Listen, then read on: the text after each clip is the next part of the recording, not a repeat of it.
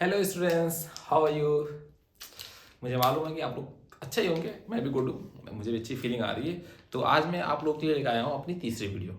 Topic wise जो हम चल रहे हैं, जो मैंने आपको फर्स्ट वीडियो में बताया था, जितने भी इंपॉर्टेंट टॉपिक्स हैं उसको हम टॉपिक वाइज लेकर चल रहे थे। हमने कॉलेजेटिव प्रॉपर्टी पढ़ा दिया, हमने ideal and non ideal solution पढ़ा दिया हमने, और हमने पढ़ाया था relative lowering in vapour pressure. आज नंबर है किसका? एलिवेशन इन बॉइलिंग पॉइंट का।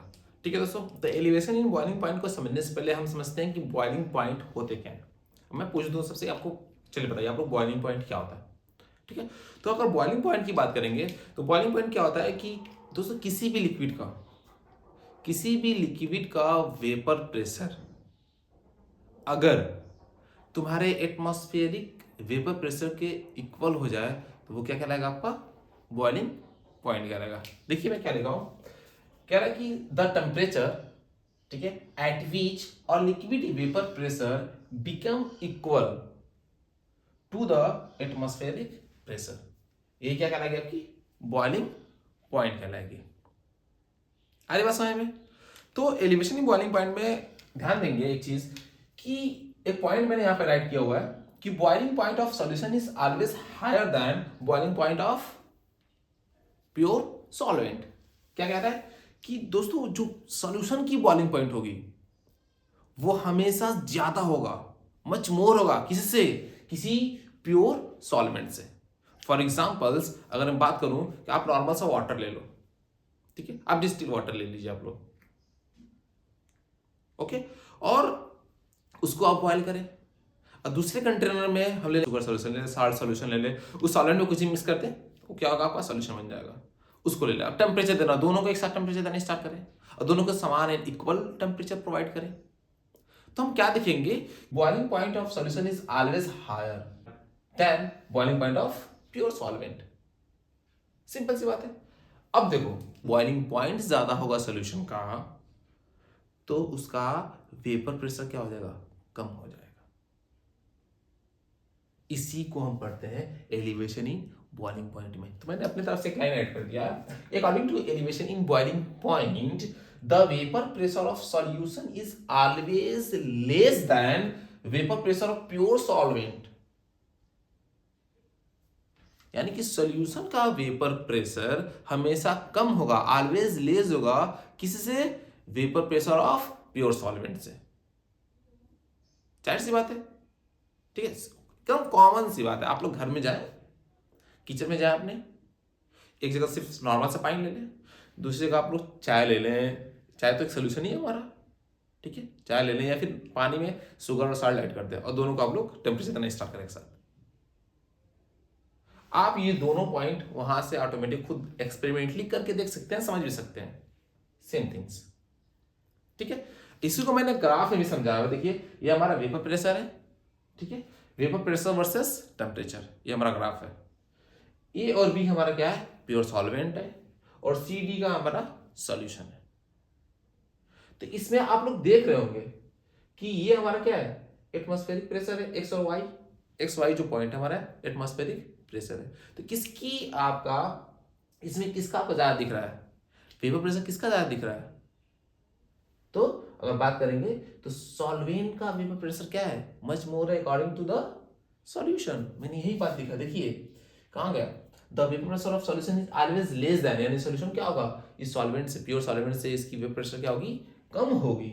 और ये जो दोनों के बीच का डिफरेंस है इसे हम लोग लिख देते हैं डेल टी बी, यानी बॉइलिंग पॉइंट ऑफ एलिवेशन को ही हमने मैथमेटिकली क्या कर दिया? एक्सप्रेस कर दिया। याद है आप लोग, mathematically elevation in boiling point del T B equal to T B minus T naught B. अब T B T naught B क्या है? तो मैंने यहां पे लिख दिया। डेल टी बी क्या हमारा दोस्तों? एलिवेशन इन बॉइलिंग पॉइंट है। टी बी हमारा क्या है? Boiling point of solution, boiling point of solution. T naught B क्या हमारा? Boiling point of pure solvent. जहां भी नॉट दिख जाए आपको, कहीं भी कुछ भी लिख दे, देखो कहीं कुछ भी लिख दे, वो पी नॉट हो तो वेपर प्रेशर हो जाएगा हमारा, प्योर सॉल्वेंट का वेपर प्रेशर हो जाएगा। टी नॉट हो यानी टेम्परेचर हो जाएगा, प्योर सॉल्वेंट का टेम्परेचर हो जाएगा। तो आप लोग इस चीज में ज्यादा कंफ्यूज नहीं होंगे, ठीक है। अगर सिंपल पी और टी लिखा होगा यानी प्रेशर टेम्परेचर, ये सिर्फ प्रेशर और टेम्परेचर है। किसका? सॉल्यूशन का होगा। किसका होगा? सॉल्यूशन का होगा। सिंपल सी बात है। ये भी क्या हमारा मोलल बॉइलिंग पॉइंट कांस्टेंट है। देखिए मैंने यहाँ पे लिखा हुआ है कि del TB is directly proportional to the molar concentration of solute. ध्यान दें क्या लिखा हुआ है यहाँ पे कि the elevation of boiling point is directly proportional to the molar concentration of solute. मैंने इसी पूरे स्टेटमेंट को मैंने वर्ड लिख दिया, del TB is directly proportional to the molar concentration of solute. ठीक है, इस डायरेक्टली प्रोपोर्शनल जब हम क्या करेंगे, यूज करेंगे केबी इक्वल टू, इसको हटाएंगे हम, del TB equal to KB small m. Small m क्या हमारा मोलैलिटी है, मैंने आप लिखा कि स्मॉल एम क्या हमारा मोलैलिटी है। ठीक है, मोलैलिटी ये आपका पूरा एलिवेशन इन बॉइलिंग पॉइंट था, ये आपके एलिवेशन बॉइलिंग पॉइंट का ग्राफ है, इसको जरूर आप ध्यान देंगे दोस्तों। आप लोग इसे नोट करें फटाक से, इसमें ये दोनों फार्मूले इसको ध्यान देंगे। ये फार्मूला है हमारा एलिवेशन इन बॉइलिंग पॉइंट का, ये हमारा क्या है इंपॉर्टेंट कर लीजिए आप लोग इसे, और बोर्ड एग्जाम में पक्का मिलेगा इससे कहीं ना कुछ देखने के लिए। आप इसे नोट करें, फिर मैं इसे इरेज करके यहीं पे आपको पढ़ा देता हूँ, मोलर कंसंट्रेशन के टर्म मैं बता दूंगा। अब इसे नोट कर ले फटाक से, मैं इसे वो कर दिया तो मैं इसको इरेज करता हूँ। ठीक है दोस्तों, मैं इसको यहाँ पे इरेज करता हूँ सिर्फ एक फार्मूला के लिए।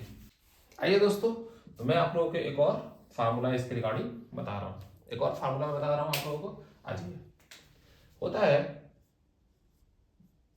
Del TB equal to 1000 into KB into W2 upon में W1 इंटू M2। ये हमारा क्या होता है फार्मूला होता है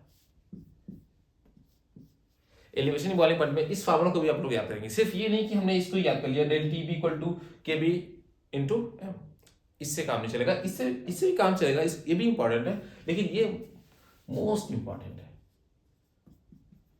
ये क्या दोस्तों हमारा मोस्ट इंपॉर्टेंट है। अब यहां से मान लो कि हमारा एलिवेशन बॉइलिंग पॉइंट दे दिया, हमें M2 निकालना होगा, हम निकालेंगे M2 equal to 1000 into KB into W2 upon में W1 इंटू डेल टीबी।